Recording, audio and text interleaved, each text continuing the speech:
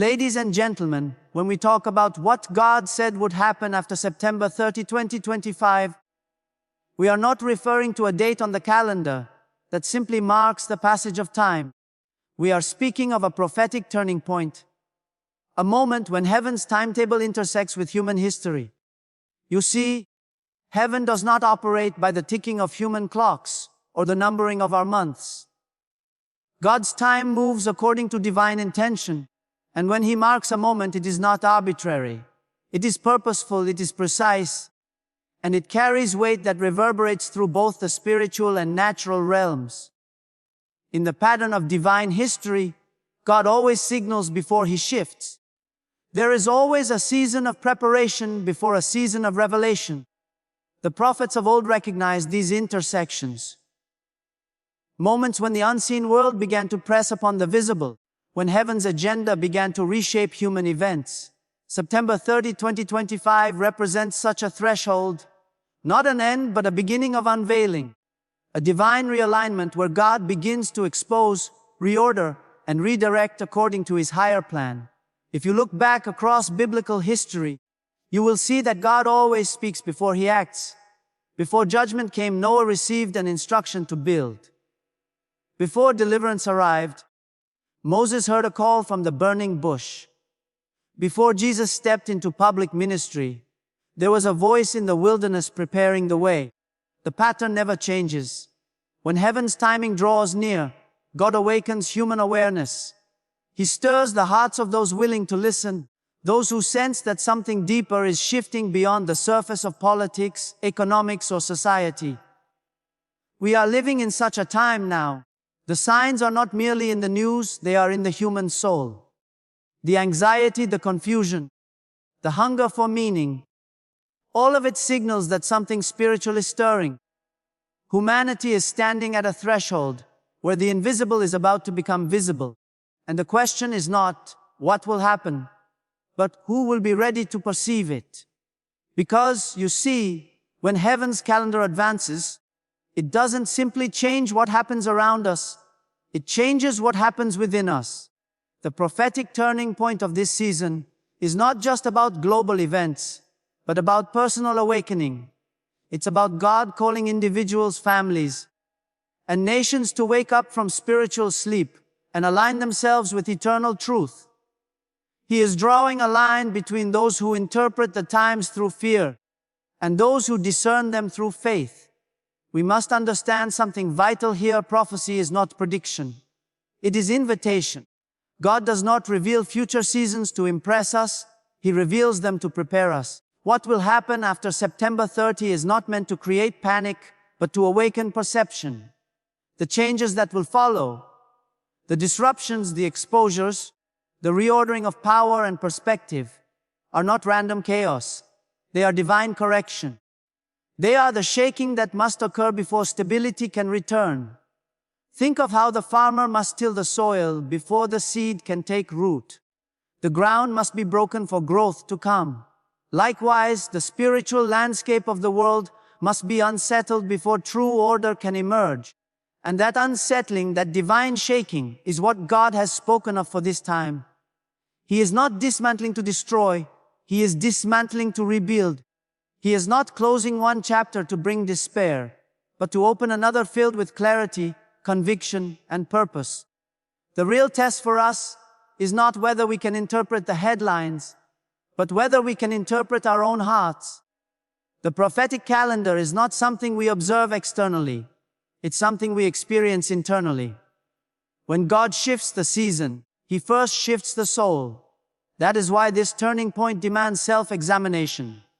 It calls each of us to ask, am I aligned with God's rhythm? Or have I been moving to the beat of my own understanding? We must remember that God's voice often comes quietly before it becomes public. He whispers before He thunders.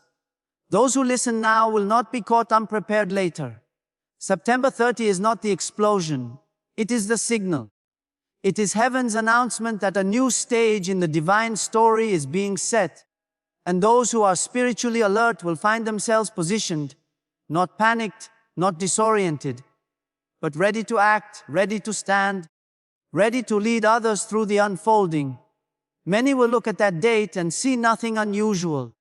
But those who have trained their spirits will feel the subtle but undeniable shift. They will sense the closing of one cycle and the quiet opening of another. It may not appear dramatic at first. It may come as stillness, silence, or even confusion. But those who are discerning will know that something profound has begun. A movement that cannot be seen with the eyes, but can be felt in the spirit. This is the nature of divine turning points. They rarely announce themselves with spectacle. They move in silence, testing the hearts of men. And when the world finally recognizes what has changed, those who were already listening will have already adjusted, already realigned, already prepared. So, as we approach this prophetic threshold, the call is not to speculate but to synchronize. To tune your inner ear to the rhythm of heaven. To silence the noise of fear and open the channels of faith. Because what God has said is not meant to frighten, but to focus. Not to condemn, but to call forth courage. Ladies and gentlemen, the true significance of what happens after September 30, 2025 will not be measured by what changes in the world, but by what changes in us. The heavens may shake, the earth may tremble, but those who walk in alignment will not be moved. Because the turning point is not a day, it is a decision.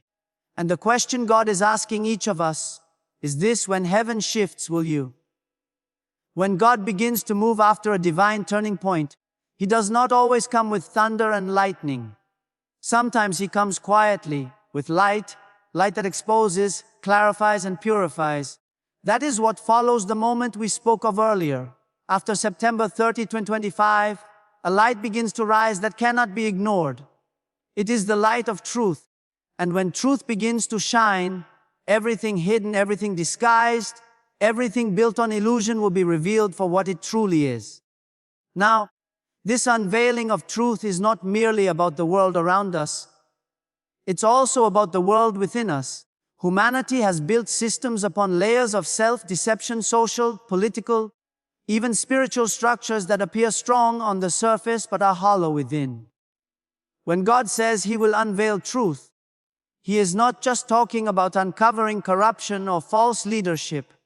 He is talking about awakening the conscience of mankind. He is removing the masks that people have worn, the ones we wear to protect our egos, to defend our comfort, to maintain our illusions of control. You see, it has never been. Truth is light, and light exposes what darkness tries to hide. In psychology, when a person confronts truth about themselves, it often brings discomfort before it brings freedom. The same happens on a global scale.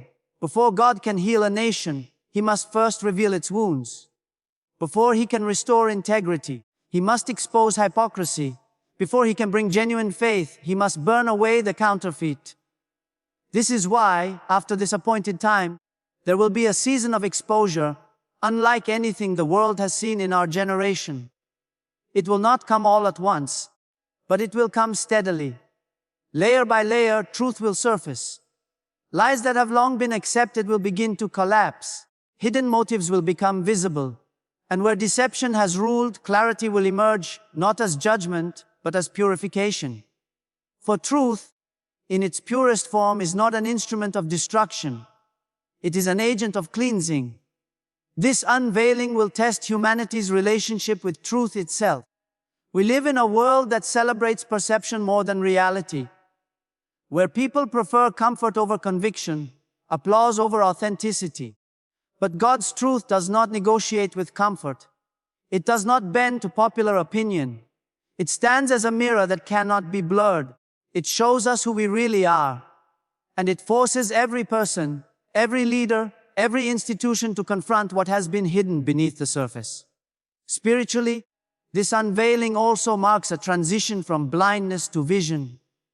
Many have followed religion without revelation, tradition without transformation. But when the Spirit of truth moves, it pierces through ritual and routine, awakening hearts to divine reality. The church itself will not be exempt.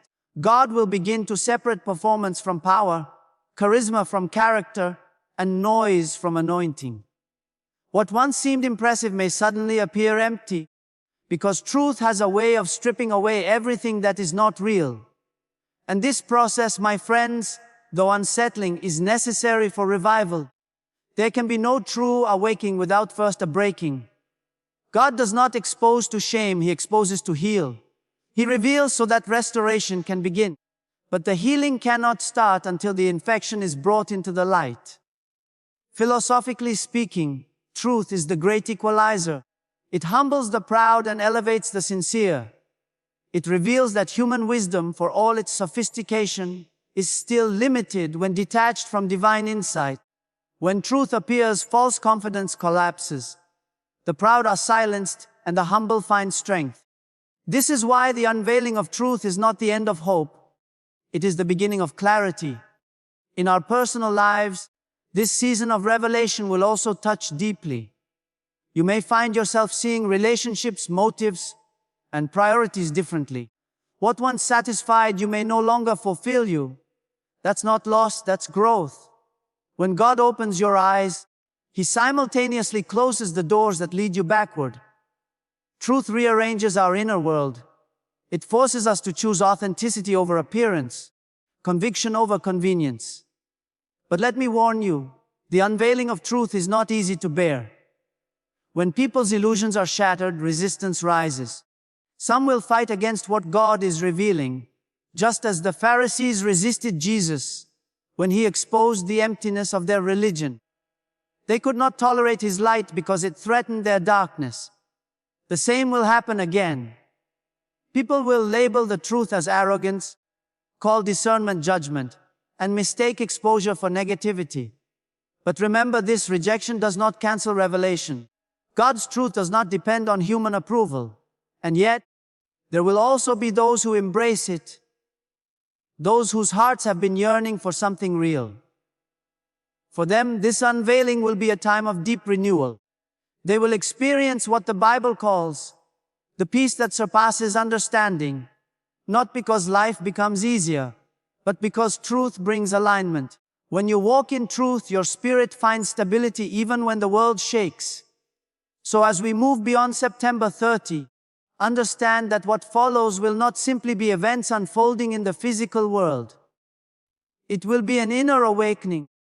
It will be as though the veil over human consciousness begins to tear, and people start to see with spiritual clarity. The media may interpret it as social unrest, political upheaval, or economic shifts, but in reality, it will be the hand of God removing deception from the human story. This is the moment when people will have to choose. Will they cling to illusion or walk in illumination? Will they hide behind the shadows of comfort or step into the cleansing fire of truth? Because God's light is not coming to destroy you. It's coming to set you free. And once you see clearly, you cannot unsee. Once the veil is lifted, you cannot pretend to be blind again. So let this season not frighten you, but focus you.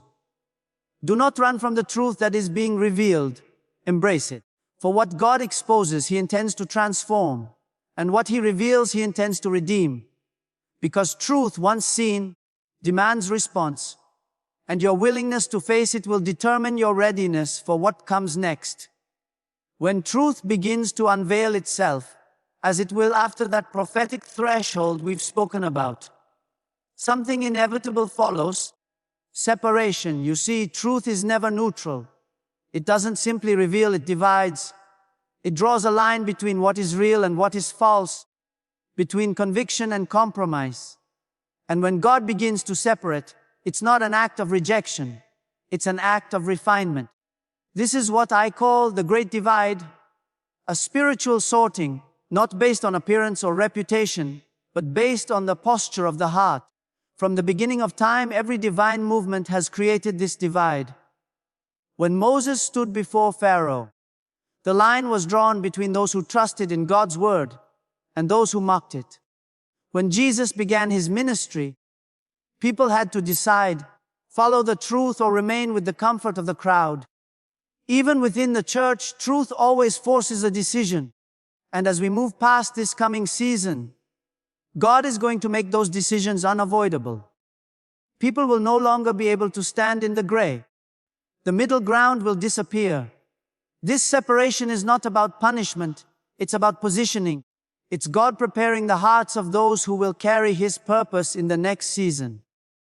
Just as gold must be separated from dross, the Spirit of God begins to refine His people by distinguishing the genuine from the imitation. And this refining is not comfortable because it touches what we've hidden. It exposes the difference between those who are merely religious and those who are truly surrendered. In times of shaking, conviction becomes costly. It's easy to believe when belief requires nothing. But after this turning point, faith will begin to demand expression, not in words, but in action, in endurance, in courage.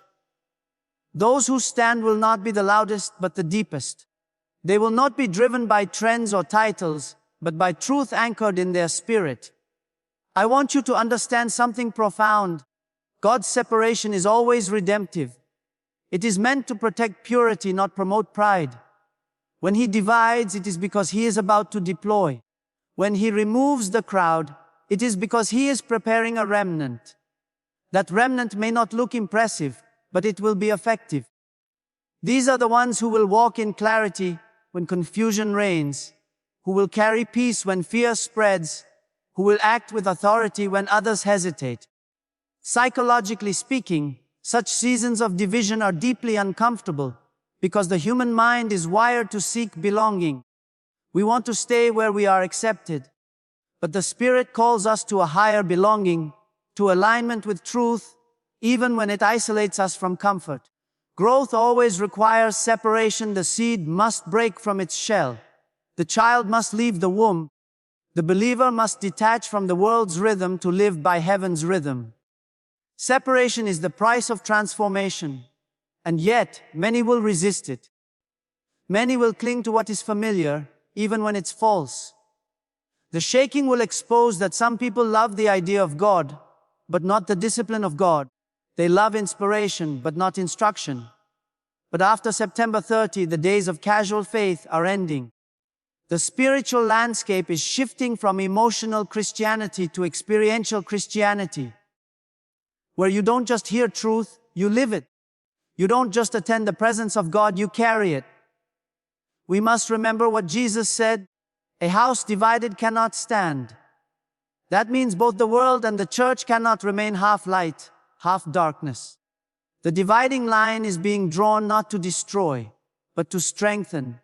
When you know where you stand, you become immovable. When your loyalty is tested and proven, your authority increases. God cannot entrust power to those who cannot endure pressure.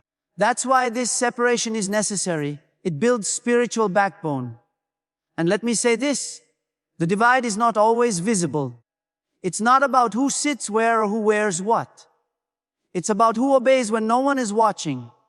It's about integrity under pressure, character in secret, humility in success.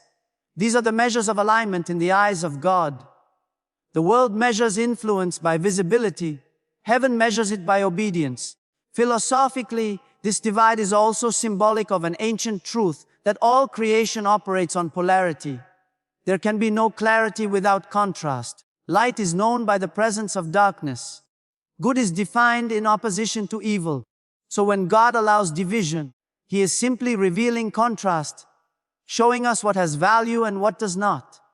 It is through contrast that we gain discernment. Without it, we drift into confusion, mistaking noise for power and emotion for revelation. This is why discernment will be one of the greatest gifts in the coming season. The ability to see beyond surface appearances, to sense the real from the artificial, will become a spiritual necessity. Those who discern will not panic when the world shakes, because they will recognize divine order within apparent chaos. They will know that what looks like collapse is actually cleansing, that what feels like loss is preparation for gain. And while some will fall away, seduced by comfort or consumed by fear, others will rise quietly. These are the ones who have allowed the word to take deep root. They may not be the ones people notice, but they are the ones heaven notices. Because when the winds of change blow, Shallow roots are exposed, but deep roots endure. The great divide, then, is not something to fear but to understand. It is a spiritual filtration. It's God setting apart those who will carry His light into a darkening world. And He's not choosing based on perfection. He's choosing based on surrender. The broken, the humble, the obedient, these will be His instruments in the next chapter of history. So if you find yourself being separated, misunderstood, or even isolated, do not be discouraged. You are not being abandoned. You are being positioned. The pruning may hurt, but it's proof that you're being prepared. When God separates, He does so to strengthen what remains. And this, my friends, is the heart of what's coming after this prophetic turning point. The line is being drawn not to divide us from love, but to align us with purpose.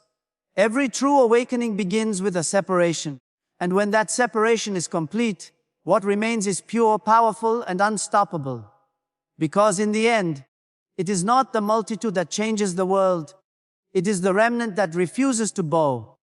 Ladies and gentlemen, when God speaks about what happens after September 30, 2025, His message is not one of fear or destruction. It is a message of readiness, a divine call to awaken. This season is not merely about what God will do in the world. It's about what He wants to do within us. The great turning, the unveiling, the separation, all of it leads to this final movement, a call to renewal, to obedience, and to hope. God is not warning us to scare us, He is awakening us to prepare us. You see, whenever God allows shaking, He always follows it with shaping. He never tears down without the intention to rebuild. And what He is rebuilding now is not institutions or systems, but people, hearts that are steadfast, minds that are disciplined, spirits that are open. We are entering a time when superficial belief will no longer sustain anyone. Faith must mature into alignment. Hope must move from sentiment to strategy. Love must become action. After the turning point, God is not seeking those who merely understand prophecy. He is looking for those who embody it, those who hear and obey.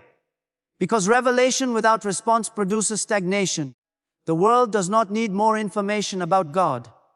It needs demonstration.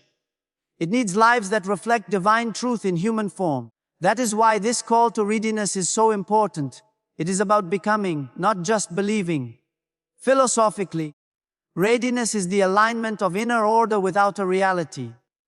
It means your soul is stable, your mind is clear, your priorities are aligned with eternal truth. When you are spiritually ready, you stop reacting and start responding. You stop chasing signs and start walking in purpose. God's call in this next season is for believers to mature from emotional faith to intentional faith, to stop waiting for rescue and start walking in responsibility. This is where the psychological and spiritual intersect. Readiness begins in the mind before it manifests in life. As the world grows more unstable, anxiety and confusion will increase.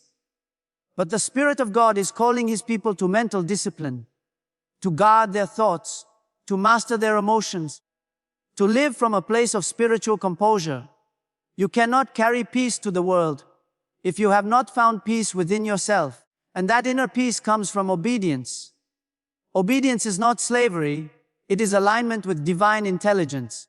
It is trusting that God's commands are not restrictions but directions, pathways to stability in unstable times. When He tells you to forgive, it is not to weaken you but to free you.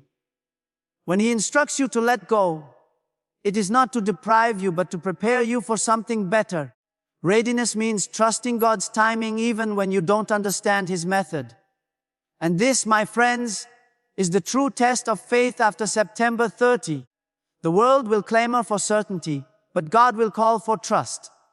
He will ask His people to walk by faith, not by sight, to build when others are panicking, to sow when others are hoarding, to speak hope when others spread fear. Because readiness is not just preparation of circumstances, it is preparation of character.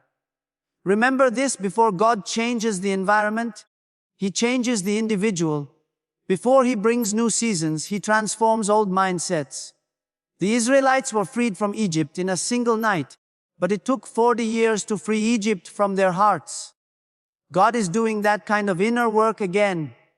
He is unlearning us from fear, dependency, and doubt. He is teaching us to walk by spiritual sight. But readiness also carries a prophetic responsibility. It is not enough to be awake. We must help awaken others. We are called to be bridges, not barriers, to guide others from confusion to clarity. In this season, leadership will no longer be defined by position, but by perception. The ones who can see clearly, think clearly, and act courageously will become the voices that steady others in the storm. And that's why hope is essential. Hope is not Navi optimism, it is divine realism. It is seeing beyond what is to what will be. Hope is the fuel of endurance. Without it, faith collapses under pressure. But when hope is alive, the human spirit becomes unstoppable. God is not calling us to hide from the future. He is calling us to shape it. With hope, with prayer, with integrity, and with vision. When you truly believe that God is still in control, you begin to see every challenge as an opportunity to witness His power. The question then shifts from, why is this happening? To, what is God building in me through this? That is the posture of readiness, not fear, but focus. You stop asking for escape and start asking for empowerment. You stop looking for comfort and start looking for calling. After September 30, the people who will stand strong are not those who predict events, but those who prepare their spirits. They will not be the ones who run from difficulty, but the ones who rise with resilience. God is not looking for spectators of prophecy. He is raising participants in purpose. The time for passive belief has ended. This is the hour for active faith. So ready yourself, not by storing up fear, but by storing up faith. Ready yourself by cleaning your inner house, by forgiving those who wronged you, by releasing what no longer aligns with your destiny. Readiness is not panic. It is peace in motion. It is the quiet confidence that says, no matter what changes, I will remain anchored in God's will. The truth is, this next season will reveal who truly trusts God's process. Some will crumble under pressure because they built their faith on feelings. But those who are grounded in revelation will stand, not because they are stronger, but because they are surrendered. Their readiness is not their own strength. It is divine stability flowing through obedience. So when the world trembles, let your heart remain still. When others lose direction, let your faith remain focused. When uncertainty grows, let your hope burn brighter. For readiness is not about knowing every detail of what will happen. It is about knowing the one who holds the future. And that is why God has spoken, not to warn, but to wake us. He is saying, be ready, not afraid. Be steadfast, not shaken. Be faithful, not faint. Because the hour is not for hiding, it is for shining. The second for the true sign of readiness is not how much you understand about the future. It is how deeply you trust the God who shapes it. Ladies and gentlemen, as we stand on the edge of what God is about to do beyond September 30, 2025, let us remember, prophecy is not given to frighten us, but to focus us. It is not a forecast of doom, it is a call to destiny. The message is clear, heaven is moving, and those who align their hearts with God's rhythm will not be swept away by change, but carried by it. This is the time to return to simplicity, to faith, to prayer, to purity of heart. The time to stop running after signs and start becoming the sign. The world does not need louder voices, it needs clearer ones. It does not need more opinions, it needs conviction anchored in divine truth. The shaking that is coming is not to destroy the faithful, but to reveal them. It will show who truly trusts God when everything else trembles. And to those who remain steadfast, who refuse to let fear write their future, God will give new strength, new clarity, and new authority. So, walk forward with courage.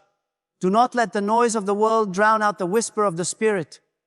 Keep your heart pure, your faith strong, and your vision lifted toward heaven.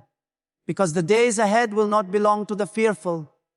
They will belong to the faithful. And when the world asks, "What now?" you will be able to say with quiet confidence, "God already prepared me."